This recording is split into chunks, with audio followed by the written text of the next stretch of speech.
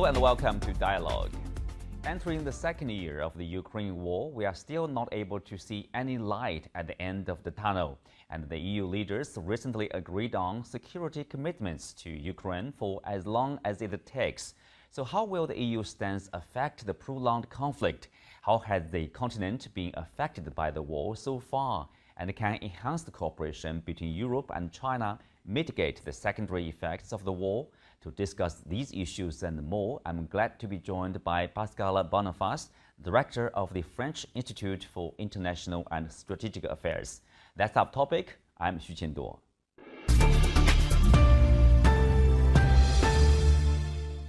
Welcome to Dialogue, Pascal. We know that, of course, whether you talk about Ukraine or not, the conflict is affecting, producing effects globally. So how do you see the effects of the crisis, in particular on Europe? More than 1 year into the crisis now. So it has changed a lot of things because just after we fell out of COVID-19 crisis, we entered a new crisis which affects the security, which affects the economy of Europe. And so there is two immediate effects of the war in Ukraine, or perhaps many others. The first one is there is a cut between a new Iron Curtain, not between the East and the West, but between Russia and all the other European countries. Because all the European countries are united to condemn the war and to condemn the Russian policy. The second factor, it's contradictory to Putin's willingness. It's NATO has been reinforced because we are witness to neutral countries, Finland and Sweden, wanting to join NATO. They stay out of NATO during all the Cold War. Even when Stalin was in power, they refused to join NATO. And now they want to join NATO as soon as possible. So the US influence in Europe has been reinforced by the war. And third, Ukraine has become, the national feeling in Ukraine is strongly anti-Russian. Moscow wants to have to enlarge its influence over Ukraine. It is exactly the contrary who has surveyed. And so now it will be very difficult to have normal relations between Ukraine and Russia. And I fear that as long as Putin will be in power, it will be very difficult to resume normal relationship between EU and between Russia, which is a pity for everybody. Mm-hmm. So it's very difficult to resume the normal relationship between EU and Russia, probably also between Ukraine and Russia.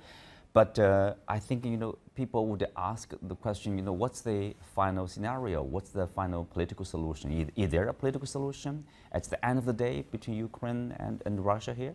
The solution could be only political. But for the time being, both Putin and Zelensky count on a military solution. Putin wants to keep its territory, the territory he has conquered since 2022 by force. He wants to keep it under Russian control. And Zelensky is thinking that due to the Western and American help, military help, he could reconquer all this territory. The most probable is that at the end, Zelensky and Ukraine will take back the control of some territories, but not all territories, and certainly not Crimea. So I think that one day or the other, they could come again for negotiation, or maybe the fight could stop without negotiation just by effect of fatigue of both protagonists. Mm-hmm. Of course, the support from European countries, from the US has been critical, let's say, to Ukraine's fight against Russia here. And the European Union basically has been said that, we will provide support as long as it takes to Ukraine. So do you think, that kind of support, in particular in the public sphere, how long it will be there probably, or are you worried that that kind of support may decline as the conflict continue to go on? Of course, now the Western countries are deeply committed toward Ukraine, and so it would be difficult to change, but you could have many other effects. If the war lasts too long, many European countries have their own problem, And if it will take new months or even new years for the war, I think that in many European countries they will ask for a stop. Because, of course, on one hand, European countries say to Ukraine to decide, but without European help, Ukraine could not continue the war. So we have also our own political agenda. Plus the fact that you will have election in USA next year, and it's very well known that Trump policy is very different from Biden policy. And I think that Biden don't want to have the war continuing during the electoral process, because otherwise Trump will ask him every day, every debate, but to stop the help to Ukraine. So I think that we have to witness what will be the result of the present counteroffensive of Ukraine. And after, I could think that both European and American countries will say to Zelensky, so you have to do this and this. No, perhaps it's time to come back to the negotiation table. So the negotiation, I mean, if there is one, it has a lot to do with the decision probably in the capitals in the Western countries here. Let's shift a little bit to the relationship between European Union and China. We know at the end of last year, we see a flurry of European leaders visiting China, coming to Beijing. And then we just have seen the Chinese premier just wrapping up his visit to France and Germany here. Where are we now in terms of this bilateral relationship? There is two different European attitudes regarding China. You have some European countries which define their own international policy by American standard.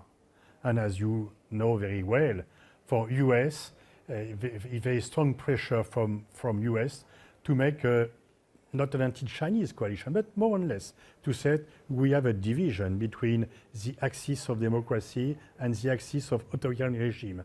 And so all European countries, as we are democracy, you must join USA against the coalition of authoritarian rulers. But in Spain, in France, in Germany, in Italy, and in other countries, the views are different. And for example, as you well know, President Macron has stated that France and European countries must define their own policy and not obey to US policy, because we have different interests. We are allied, but non-allied on US. And on many things we could agree with USA, but on some others, we have our own interests, our own policy, which is very different. So I think the time when the European countries have just to obey to US is over, even if for the time being, the war in Ukraine has enhanced the US influence over European countries because they fear the Russian military threat, and they think, wrong or right, I don't know, that they need absolutely a US umbrella to be protected against a Russian military threat. But as you know, after new election in US, it could change. And so I think it's very important that European countries must rely on themselves to define their own policy regarding China or regarding other aspects. And for example, Germany have more economic exchanges with China than with US. And France has also strong links with China, not only on economic, but on political, and in many subjects. We work together on climate issue, for example, on other issue. So we must avoid a new division of the world between two camps. We have lived for 40 years in an East-West division of the world. I think that we could not come in another division between US ally and Chinese ally. And so we must have our own say on this very important topic. Because on a strategic issue, the rivalry between China and US is probably the most important challenge for the coming years. And so I don't think that China will stop its economic growth just to please to US. And so US must accommodate with the China rise and economic, also strategic rise. And sometimes it's very useful, for example, it's very useful that China could manage to make a reconciliation between Saudi Arabia and Iran. It's a very important success both for Iran, for Saudi Arabia, and for China, but also for the world, because we must avoid new division, new rivalries, and new conflict. Well, Pascal, you mentioned about the U.S. role here. Of course, the U.S.-China relationship is seen as the relationship which will affect the global development or the trend of the future development. On one level, it's a strategic. People, a lot of them actually are asking the question, how do you characterize the relationship between China and the U.S.? Is it a new Cold War there, or is it a containment policy from Washington on Beijing? How do you see that?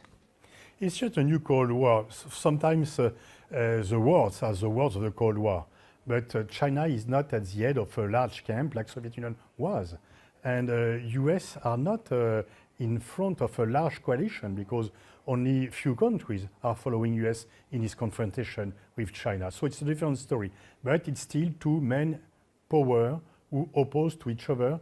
But I think the competition is not really ideological like during the Cold War, because in fact the Communist Party, the Chinese system is the same than in the 70s when US has resumed contacts with China.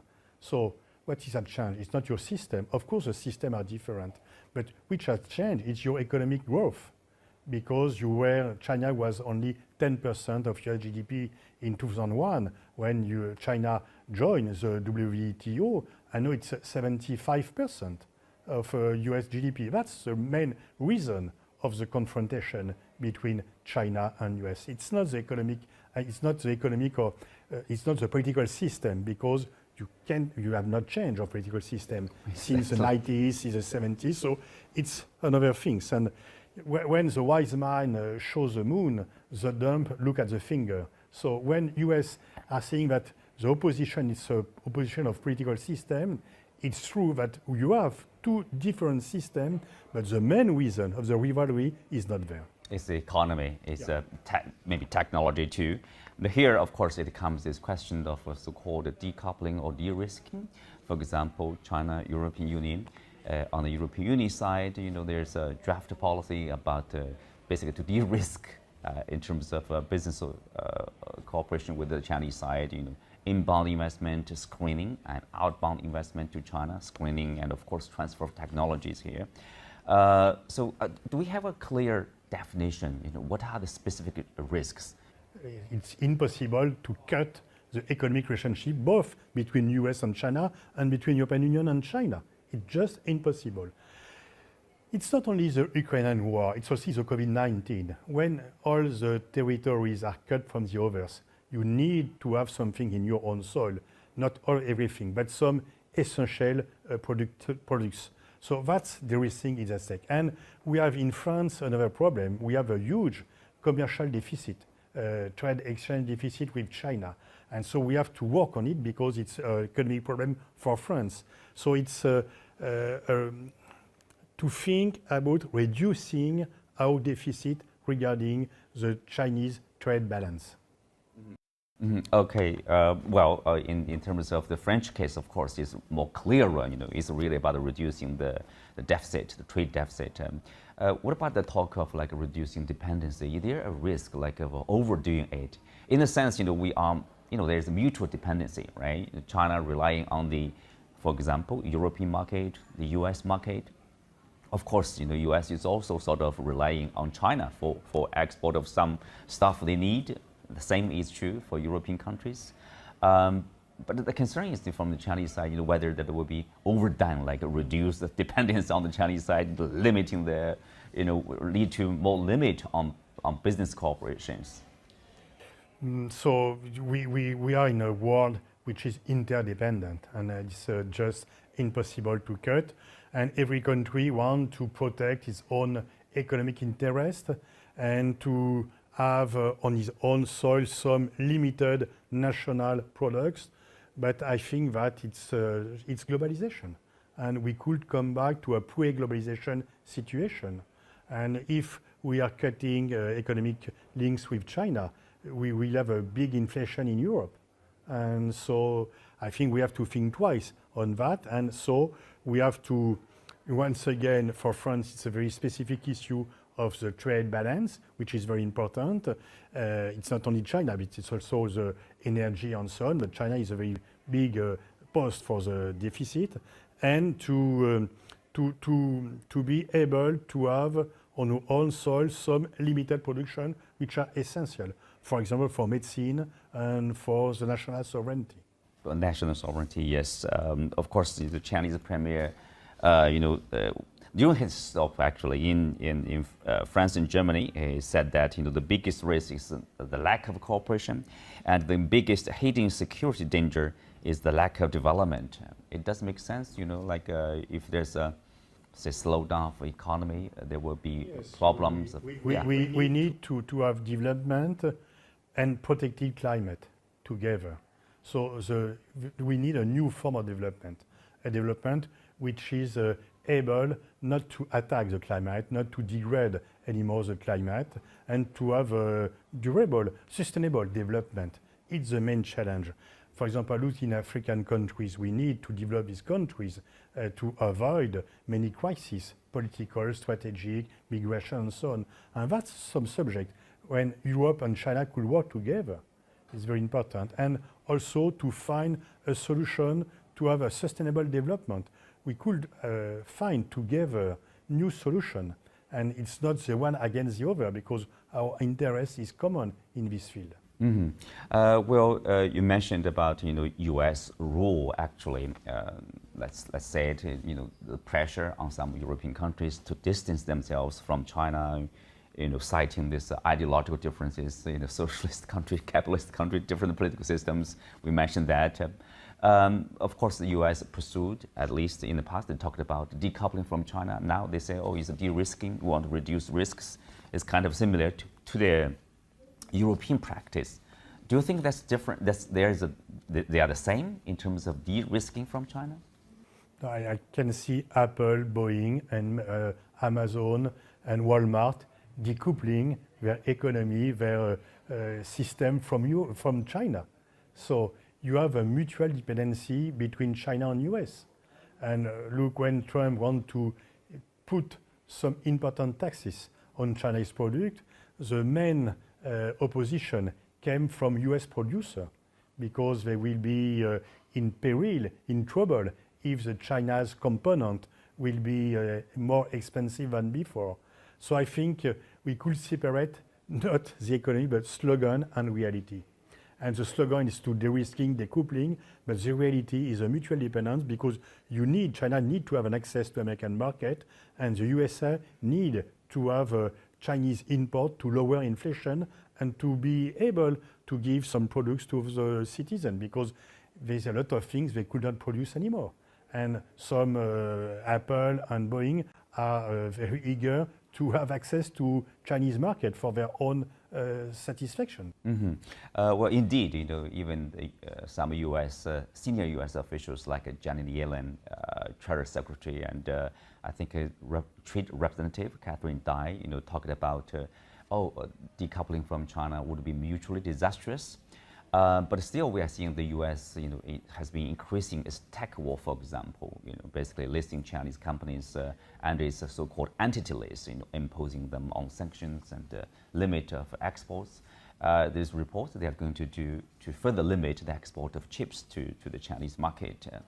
Is there a concern of this disruption for global supply chain? With actions like this, continuing on? The embargo and sanctions are not working.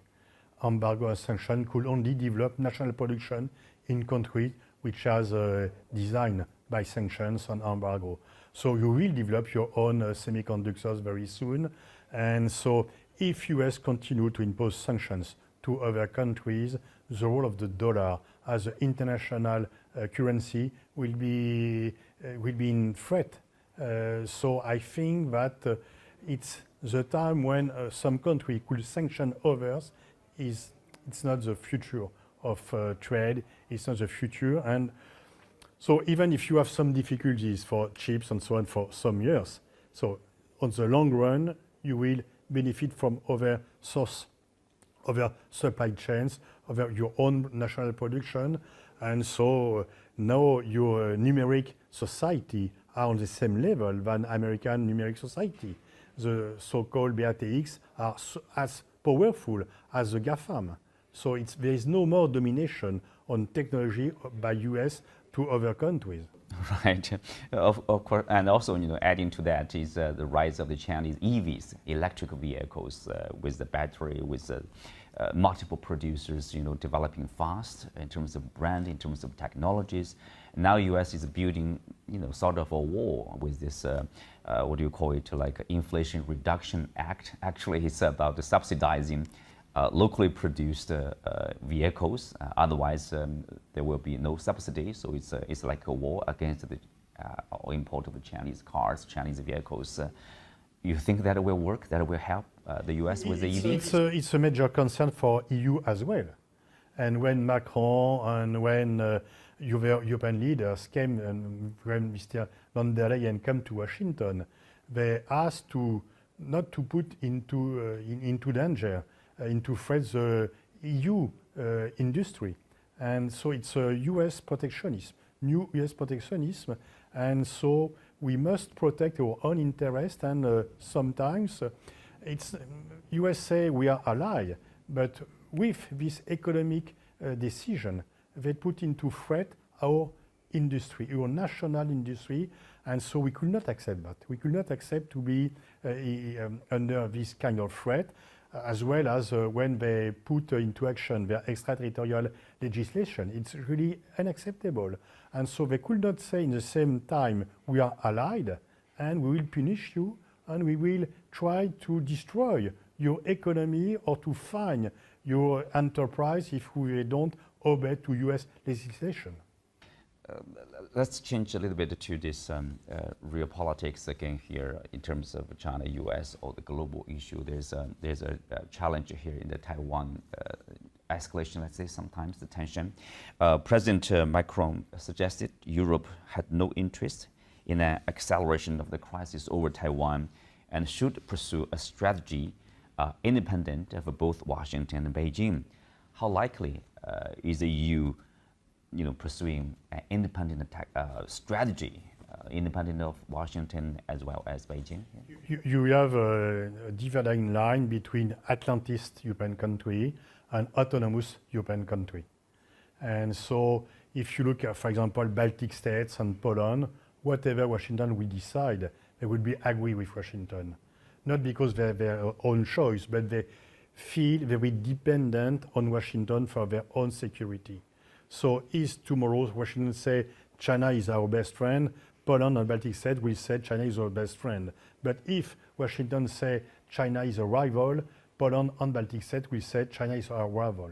And you have other countries like France, Germany, Spain, Poland, Belgium, and so many others who say sometimes we could agree with Washington, sometimes we could not. And so we must avoid new provocation from every party, every protagonist over Taiwan, because we have already many difficulties with Ukraine, and so it's not necessary to have additional difficulties in Taiwan over Taiwan. It would be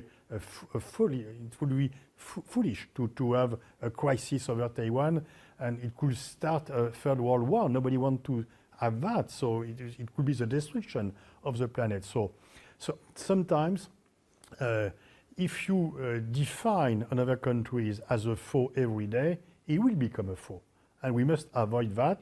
We could be in disagreement, we could have different interests, but at the end of the day, we are living on the same planet. At the end of the day, we have common interests to avoid war, to fight climate change, and to try to have more prosperity all around the world, and to erase poverty and so on. And so I think we need more diplomacy and less confrontation. The good point there is related to that, I think, is about the possible expansion of NATO to Asia. For example, now they are talking about an office in Tokyo, in Japan. So there's a concern on the Chinese side and some other countries here, whether NATO will be expanded to Asia. How likely is it? And, obviously it's not that well received here in the region. It's not very well received in some European countries as well, because NATO, it's North Atlantic Treaty Organization. It's not a Pacific Treaty Organization. So I could not understand the rationality. So it's to expand. So there's two different issues. NATO as an organization want to expand itself because people working in NATO want to stay, to keep their jobs, and so. But the expansion of NATO in Europe has been a huge mistake. And it's one of the reasons which has created the condition of the war in Europe. So NATO expansion has been a mistake in Europe. So we must avoid to make a new mistake in Asia, because it would be much more important and much more costly. And so since the end of the Cold War, US want to keep NATO because NATO is a reason to be a European powerness. Without NATO, America is not present in Europe. So it's a way to influence European countries. And now they want to develop their presence in Asia. And so it's, in fact, a self-fulfilling prophecy. So they will present China as a challenge, as a rival, maybe as a threat. But China, if they continue this way, China will become a threat or a challenge or a rival. So I think it's time to make a stop and to stop to expand military alliance and to work on disarmament, to work on other subjects. To work on peace and stability. Peace and stability. Thank you, Pascal. Thank you for speaking to us. With that, we come to the end of today's show. Many thanks to our guest, Pascal Boniface. You can also find us on CGTN app on YouTube. I'm Xu Qinduo. Thanks for being with us. See you next time.